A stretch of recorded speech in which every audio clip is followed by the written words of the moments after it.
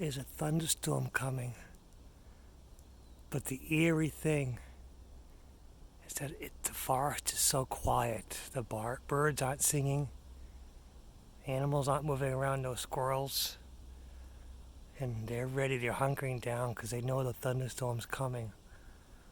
But only one idiot's out and about, and that will be me hiking through the forest during a thunderstorm warning.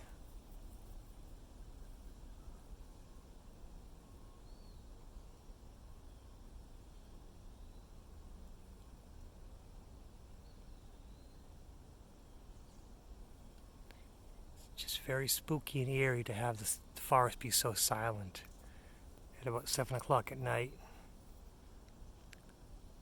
What's next?